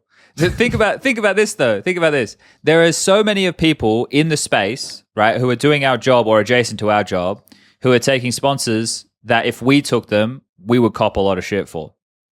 Yeah. What do you have to say about that? I don't care whether I would cop. Yeah, is that fair? No. Is life fair? No. Like that's just shit happens. Like, but that's the tough part I'm not going to do it just because other people are doing it and it's like flying under the radar. Like, and people are not making a fuss of it. I don't make decisions on it based off of, is this going to cause a shitstorm or not? I make it based off of, do I really want to be associated with these people, like, or this company? What do I think about this? And if I don't really like it, I'm not going to do it. Like, it's as simple as that. And all these other shit that you talk about makes no difference to me. Jason, comments? Yeah, I'm with them. We've turned on a couple sponsors, but they felt dirty. They felt gross. Okay, that's my big thing. I mean, I'd lie if I would say I don't care. Like, I would like to, not take a shit ton of flack, where possible. But I think the main reason why I've turned some things down is just it felt gross. Like, I looked at the site, the product, and didn't enjoy what I was seeing. So why would I want to be, pumping for it? I don't know, Jason. I'm very I'm looking through different glasses. I was lambasted for a fucking year for something everybody else was doing because a guy didn't like me. Trust me, I see your point. And over the years, I've watched a lot of people make a lot of shady money and get away with it and not get flack and not get shit. And every once in a while, I'm like, man, I should have said yes to that. I should have done that. But what are you going to do? I don't know. Like, I'm with you. I wish I had the capacity to take some easy money in that sense. But some things just feel a little grosser to me than others. Well, I appreciate. How are you going to afford some more Jason. French drains, Jason? Yeah, I have 6. I'm thinking about adding a couple more. Got to get up to 10. I know 10's the magic number. 10 would solve all the problems, but that's a lot of holes to dig in the backyard. Yeah. Get me out there on the shovel. I think I need it. Yeah, I need some plumbing in the yard, Chad. Get out there. Oh, that, I don't know, man. It's been a while. Flat my dad out. He's the one to do it. So, yeah, not me. We only really talked about two main topics. Yeah, there's more. I was just scanning. I was trying to. But they were the good topics. They were the good topics. They were the conversation worthy. We're in no rush topics. Yeah. Oh, the Paravision stuff. Oh my God! Fucking! Bro. I feel so bad for everyone involved in that situation, except for ESIC. I hope they fucking quit. I hope they fucking. I really turned there at the end. I was gonna go somewhere, but I avoided it. I hope they have a really bad day. That was gonna get me some public flack. I had to take the turn. Oh God. No, but seriously, like the thing that pisses me off with. I guess we should get into the issue first. Obviously, probably everyone knows Paravision. They qualified for the major, and then they were disqualified because their coach was ESIC banned, hence Valve banned from the majors. So they disqualified the entire team, which put Koi, Bleed, and Movistar, I think, back in contention to set up a Koi, 3-team. Bleed, and Monty, yeah, Koi, Bleed, and Monty. Put them back in contention to a 3-team playoff bracket to see who was going to take that position. And then it came out a day or two later that actually he had appealed his coaching ban for the coach bug. It was accepted, but nobody was informed, and ESIC didn't inform Valve. The TO didn't check. Perfect World didn't double check. And now they've been reinstated. So the fucking roller coaster of emotions for the players on both of those teams is so fucking mental. Is so mental. But I think the important thing out of this situation is fuck ESIC. I don't know how many times you can possibly fuck up. I don't know how many times there can be a disappointment. Like, even their biggest success of the coaching bug wasn't actually them. That was someone else doing the work and bringing them the paperwork and saying, here you go. This is everything you need to know. I think the only reason ESIC has any veil of integrity at the moment is because of the relationships they have with TOs. Nobody takes them seriously. Investigations take forever and never get completed. The announcements of what they say they're going to do don't come to pass. Why are we giving this organization any fucking credit in our scene? And I honest to God, I wish TOs like ESL, PGL, Blast, I don't know who all has deals with them. I wish they would just fucking drop it and let someone else take up the mantle, because we gave them the benefit of the doubt. The community put a lot of faith and a lot of trust in them, and they've dropped the ball every single time they've had a fucking opportunity. And now it's just like, the only reason you're still here is because you have these business agreements with the leagues so that they can look good in a press release. Like, let's just be fucking done with it. Nobody in the scene that I know of, from players to staff to talent to like even the fans, like, there's no illusion that this organization is doing anything positive. It's true. I suppose this is the problem when they do pop up every now and again. It is just for another disappointing reason. I would be fine if all they did within our space was just do the drug testing. For anything else, or maybe they can, like, because I know that Ian, for example, has worked a lot to do with match fixing stuff, stay in the realms of that as well. Like, in terms of seeing if there's like gambling odds being skewed and all those type of things, stay in that world. But as far as anything actually game related is concerned, they have no business. They have absolutely no business. And I have thought that ESIC and the CSPPA have both done more damage than I would say good. I think if ESIC stayed in the lane I just mentioned, it's fine. We still need a regulatory body in the space. Yep. To just focus on Counter-Strike. I'm fed up with this fucking esports term when our game is so much bigger and better than everything else, and we've existed for so much longer. Maybe we can talk about this in a future episode if I get the comment, but there's just so much stuff that is existing outside of what we deal with that there needs to be some adults in the room, and we don't have the correct adults in the room, unfortunately. CSPPA is a fucking farce. Is it even like? I think it's basically. I don't even think funk now. I don't even think it operates anymore. As far as there you go. That's all you need to know.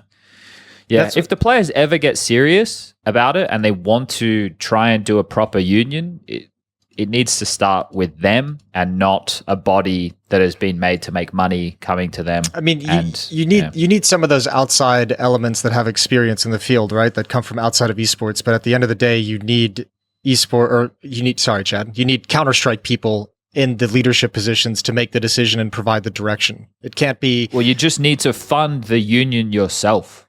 Because then the union is actually working for you. If you allow a body that is not you, the player, to fund the union that is meant to protect you, the player, then you are doing something fucking dumb. You know what you were going to say about ESIC, Jason? I just had to censor myself there as well. Yeah. It's like... I think too, I mean, we've kind of dreamed of that for a while, and I think the reality is you're going to need a player to, when they retire, to really kind of take that up as a cause. And it's probably one that doesn't have a whole lot of glory in it, probably not a whole lot of money in it. Maybe actually unions have a shit ton of money, so maybe it will eventually, but I don't know. You need to find the correct player to be heading that up. And then the fact of, I don't even know how you'd go about it. Like you have unions to get are traditionally opt-in, right? Unions are opt-in. So what you would do is... some jobs, I think some jobs are union required, at least in the States. But yeah, go on. Okay. Yep. That might be the case. Yeah, because like when I worked several jobs in Australia, I didn't have to be part of the union. There's a lot of weird rules when it comes to like forming a quote-unquote union. I know Semler did a bunch of research back in the day when we were putting Room on Fire together, because that was kind of an idea of a way we wanted to go with it, was have like a sort of casters union to an extent to help improve conditions and situations. And just calling yourself like a union as a legal entity comes with a lot of details that you have to follow, like a lot of like big inconvenience in how you have to register the organization, how many people are part of it, how much money is being given. So there's like even just like the legal phrasing of something as a union comes with some hangups. But yeah, because like, right now their representation is their manager and the team that they're a part of.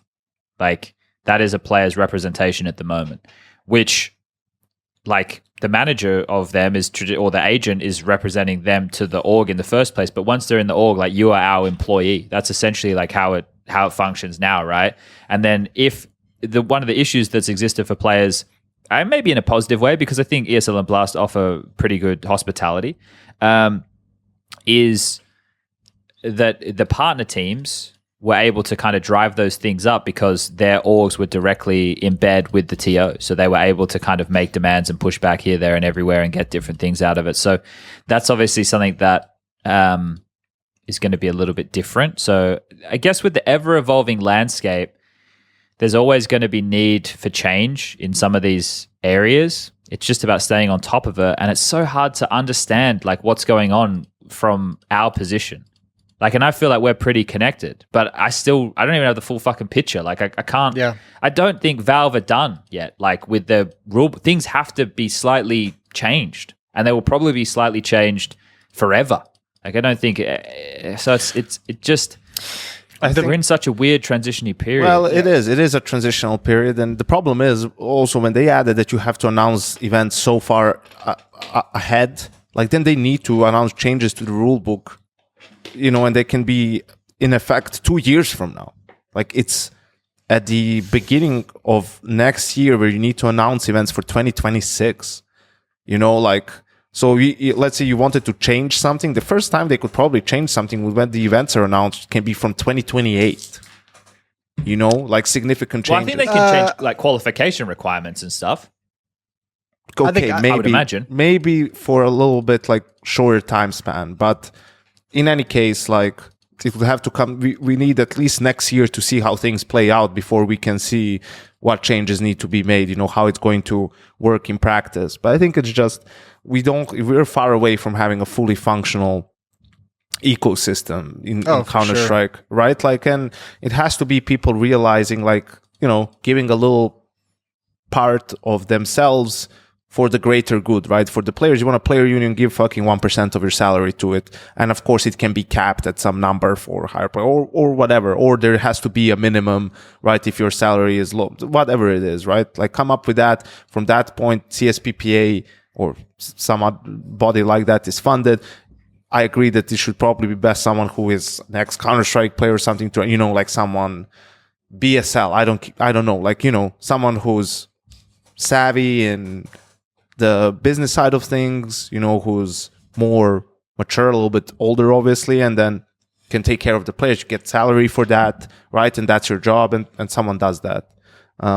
For ESIC, I think it still has to be all the you want to run a tier 1 event, you have to put a certain amount of money into ESIC. Like that should be kind of either Valve mandated or whatever it is, not necessarily this ESIC, but into a body that does what they do, right? Because it's in the tournament, in the TO's best interest that there's no cheating or match fixing in their tournaments. So who's going to pay for that? Like players? No. Like fans? No. Valve? Probably not. So it's up to you guys to just sit at the table together and say, okay, how many people does this thing need? What are, you start off from something you can't. I'm about to say something crazy. Say it. Ooh, I like that. I like that. Because something you just said there, like we need to have having a body in place to combat match fixing is important. Now, hear me out. This isn't an opinion. This is a thought. I just want to talk through the thought. This is a safe space, Chad. Doesn't having gambling sponsors, like sports betting sponsors, who are legitimate, right? We need to, I guess, have that caveat, who are legitimate and above board, fulfill that goal? Because as a bookmaker, the thing that you would hate the most is people match fixing. Yeah, I see what you're saying, but who would enforce? I don't know who would enforce, but aren't they able to detect that stuff pretty well? Let's be real. The enforcement is Valve coming out and banning the match fixers for 10 years, and just unbanning that. Like, but who proves it? Banning them indefinitely. Who proves it? That's a good point. Yeah, who's the one? Like they will, what the gambling operator will do? They will, stop taking bets on the game because the odds are too skewed, and they notice something like that happening, like potential match fixing happening, or they won't feature that team's games anymore on their platform, right? But that's not going to stop them from playing in tournaments until someone comes in. Either, each TO individually just does it based off of, oh yeah, this gambling operator isn't letting their games on, so fuck them. Like we won't let them play in our tournament. That's like why you need a body who sort of is a connector between all these different things. And the big problem with ESIC is whatever the fucking decision they made, each time someone shows up with legal representation, they just fold every single time. It's the same recipe. Hunden figured it out first. He did it. Then all these other guys who were banned just did it. And it doesn't seem like Zonic lawyered up real quick. Spend the money. Zonic came in hot with that lawyer. That one got dropped real quick. Remember that? Yeah. What happened? I forgot. Zonic got accused of using the coaching bug, and he came out with a fucking lawyer, like leaked that he was going to be one of the coaches named on the coaching bug. And he just came in with a lawyer, and ESIC just came back out and was like, nope, never mind. He's good. Bloody hell. So that's the thing. And like we need, eventually I think you have to have all these bodies because you have all these different stakeholders in the ecosystem, and everyone's interests should be protected, in some way. Otherwise, you will have TOs taking advantage of players, or you'll have orgs taking advantage of their players. I'm with you though, Chad. Like vice versa with the match fixing, The legal gambling sponsors have that interest, and they would be the ones to notice something weird and have all that data and pass the betting information on to an ESIC equivalent body who would make the determination from there. Who knows? Maybe they even chime in a little bit of cash because it's good PR for them as well. Fuck it. And also, I'll be real. We need to protect against it. I'm not saying we shouldn't. I don't think we have any. I haven't had a concern of match fixing in a tier 1 Counter-Strike game in so long. I think most of that is going to be happening at the tier 3 and probably a little bit of tier 2. Which Valve killed anyway. So yeah, so we're all good. The thing with all of this is, I kind of want to because we should wind up soon. We're almost at 2 hours. We're at an hour and 42 minutes. But I just wanted to kind of cap off that whole conversation we had about the circuit and all of this. And it's like, I don't have an opinion that can't be shifted with new or a different perspective or new information or whatever. Like, I'm not doom and gloom about this. I'm just skeptical about some of these pitfalls that we're discussing and how they might manifest. Like, we could be completely off. There might be more than enough to service the tier 2 realms, and there might be more than enough ways that teams are able to get points and put themselves injected to within the circuit. And at the tier 1 upper echelon is where we're just seeing these people play the quote-unquote game, and understandably so, and everything, and then it turns out to be fine because there is enough movement in the rankings. Also, but it's just tough to see it at the moment. Well, it's hard to see it because everything's going to change so much. So in some sense, like our sense of how the scene functions and operates and the reality that we've lived and worked in for the past 10 years is about to change on a massive scale. It's really fucking hard to see through that. I think for me, like the hard part is, I have a lot of faith in Valve and the devs to be able to organize, and I think overall across the years, my opinion's changed of them into them turning this into a healthy game and scene, even when I disagreed with a lot of decisions.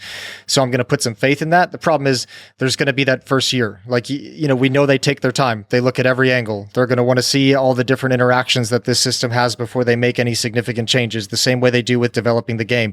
They want to see how this buff to the weapon is going to play out over the course of 5-6 months before they say, okay, yeah, maybe it was too much. Maybe we scale, whatever it might be.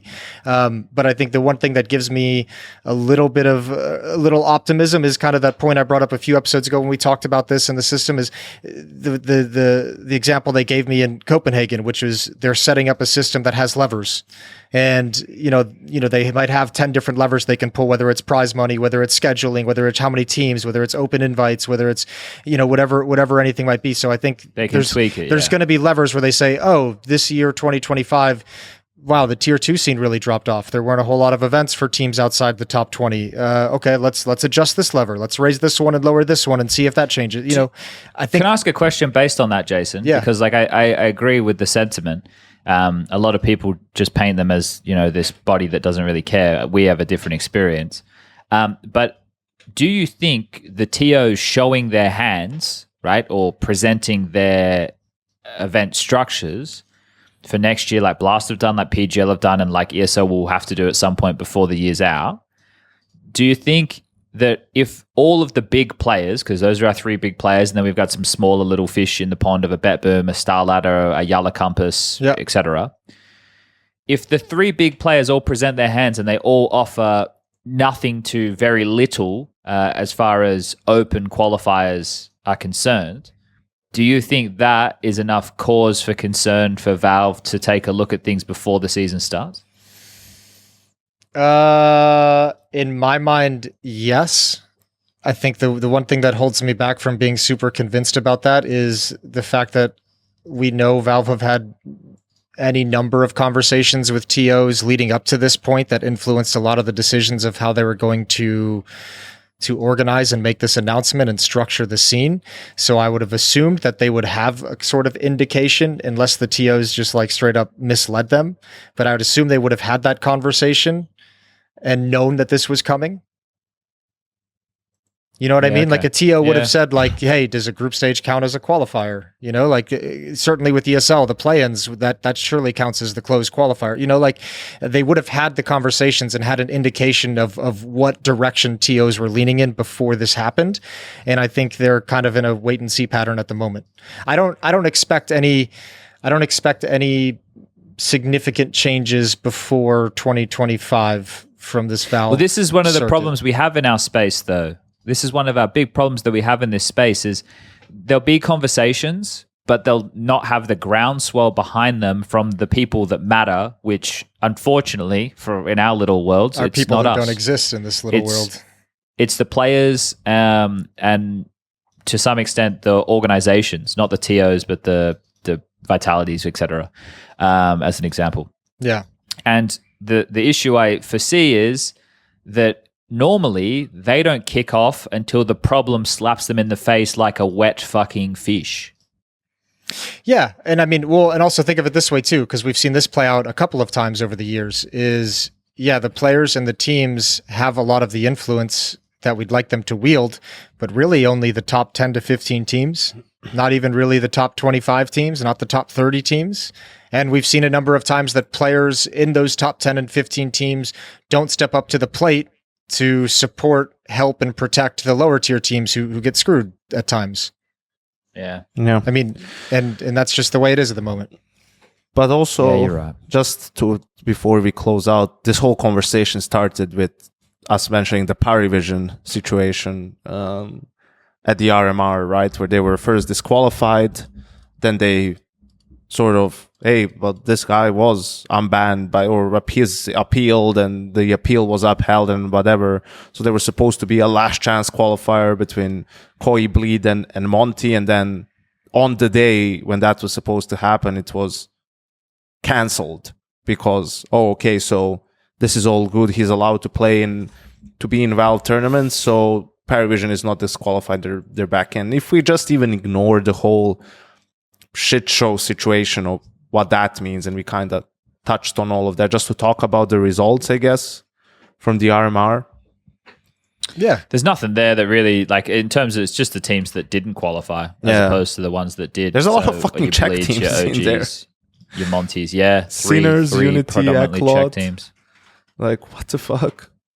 Yeah, I think, like, obviously it's Bleed, Monty, OG as some of the standout orgs missing, I guess, or names.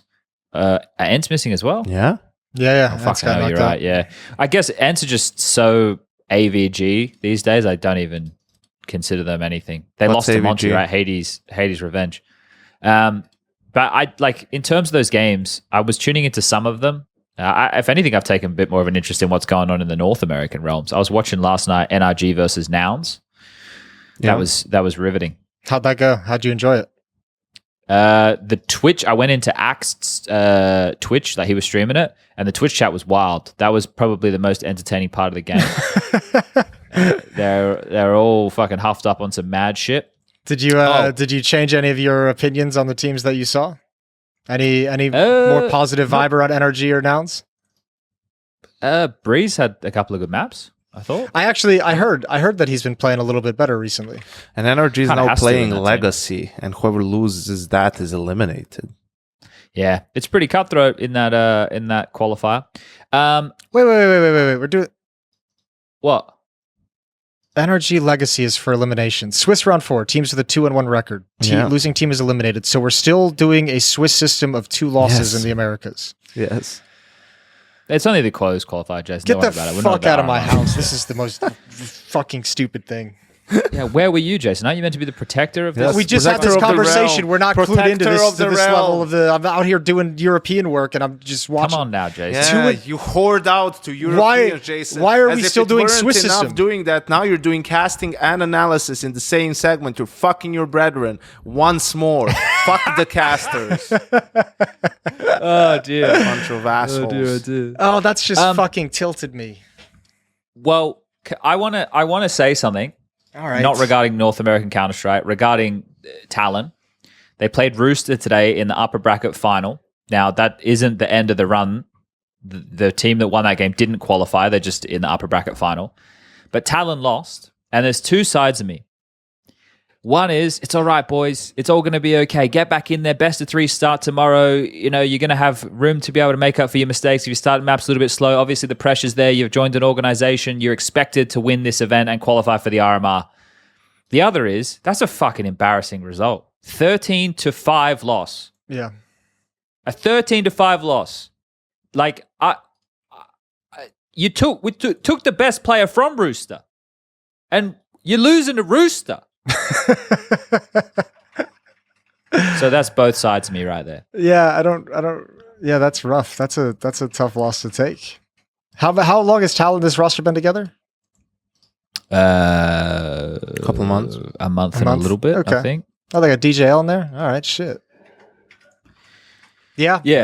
They look, they growing pains, but you're right. It is a fucking embarrassing loss. If they lost 13-11 or an OT or something, I'd be like, okay, but you're losing. Anyway, everything's fine. Everything's cool. It's all gonna be okay. You know. All right. All right. Should we get out of here? Yeah. Anything else? Anyone got anything else? We good? We're good. No. All right. Yeah. All right. Well, I got some games to cast in a bit, so I'm gonna edit this and I'm gonna play some Counter-Strike. All right. Goodbye. Goodbye. Peace.